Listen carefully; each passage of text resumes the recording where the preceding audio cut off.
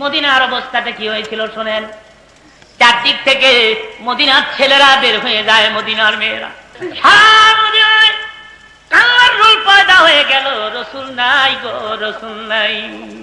শুধু কি তাই, ওদের ময়দানে নবী শহীদ শুনিয়া দুধের বাচ্চা মাছ তনে মুখ লাগায় না। নবীর এক সাহাবীর নাম ছিল হযরত হানজালা রাদিয়াল্লাহু তাআলা। ফরজ গোসল করার জন্য পানির কিনারে গিয়ে দাঁড়ায়। অমনি কে জানো রে, মদিনার পথ দিয়ে বলে যায়, মদিনার ছেলেরা রে, মদিনার মেয়েরা গো, দিনের নবী উহুদে শহীদ। হযরত হানজালা এই কথা কান স্পর্শ হলে সঙ্গে সঙ্গে গোসলের কথা বলে যায়। দৌড়ে গিয়ে বলি, তরবারিটা কই, তাড়াতাড়ি দে। বিবি বলে, তুমি তো না পাক গোসল করো নাই, তরবারি দিয়ে কি করবে? তরবারি হাতে লইয়া হানজালা বলে, বিবি গো, কার জন্য গোসল করব? কেন গো গোসল করব? আমার দিনের নবী উহুদে না। বিদায় দে, দেখা হবে হাসরের ময়দানে। তবে আসছে নবীর প্রিয় সাহাবী হযরত হানজালা উহুদের ময়দানে শহীদ হয়ে যায়। যুদ্ধ বন্ধ হয়ে গেল। আমার নবী দেখে বলেন, ও সাহাবীরা, যারা শহীদ হয়েছে তাদের বিনা গোসল কবর দিয়ে দে। আসতে পারে হুজুর, শুহাদায়ে কেরামদেরকে বিনা গোসল কেন কবর দেওয়া হয়? জবাব হলো, রক্তমাখা অবস্থায় শুহাদায়ে কেরাম কিয়ামতের মাঠে আল্লাহর দুয়ারে উঠে দাঁড়াবে।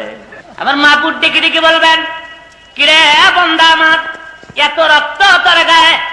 ডেকে বলবে, বান্দা, জমিনে তোমার দিন কায়েমের জন্য, ধর্মকে প্রতিষ্ঠা করার জন্য যুদ্ধের ময়দানে শহীদ হয়ে রক্তমাখা অবস্থায় তোমার দরবারে হাজির হয়ে গেছি।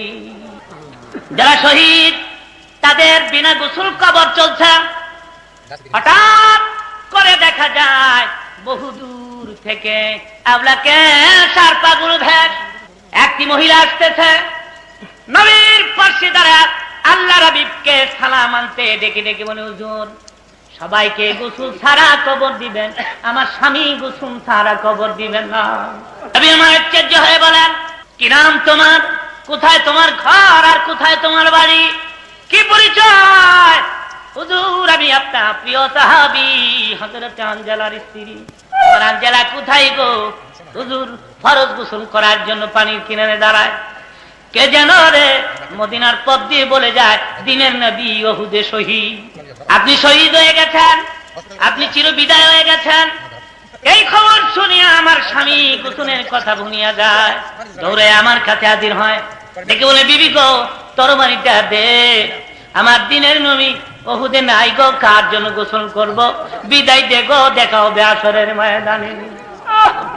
হুজুর, আমার প্রাণের স্বামী না পাক, গোসল ছাড়া কবর দিলেন না।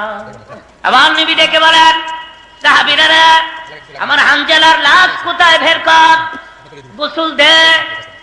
আমার কাছ থেকে আওয়াজ আসে, জিবরাইল রে, উহুদে আমার বন্ধুর কাছে যা, আমার সালাম বলে দে, আর বলে দে যে হানজালা আমার হাবিবের জন্য জীবন দিতে পারলো, আমার হাবিবের প্রেমে পড়ে গোসলের কথা পর্যন্ত ভুলে যেতে পারলো। আমি মাবুদ চাই না রে দুনিয়ার সাধারণ পানির দ্বারা তার গোসল হোক। হাবিব আমার একটু আকাশের দিকে তাকায় দেখে, আমার রহমতের ফেরেশতারা জান্নাতের বরকতি পানি দিয়ে হানজালারে গোসল দিয়েছে। আমার নবী বলে, খবরদার, আমার হানজালার কাছে যাস না, তার গোসল হয়ে গেছে রে। নবীর সাহাবী বলে, নবীর কথা বাস্তব পরীক্ষা করার জন্য আমি হানজালার লাশের কিনারে গিয়ে দাঁড়ায় দেখি চুলে রাগা বেবে, দাড়ি রাগা বেবে, পানির ফোঁটা উহুদের মাটি স্পর্শ করতেছে, যেন সবে মাত্র হানজালাকে গোসল দেওয়া হয়েছে। জোরে জোরে বলেন সুবহানাল্লাহ। এরা ছিল আশিক রাসূল, নবীর জন্য জীবন দেয়।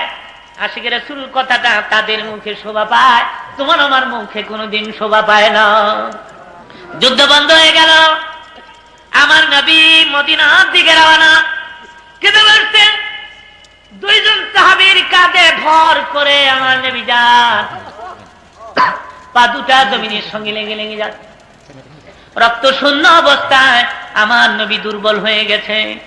হুজরার ভিতরে ঢুকার আগে আবু বকর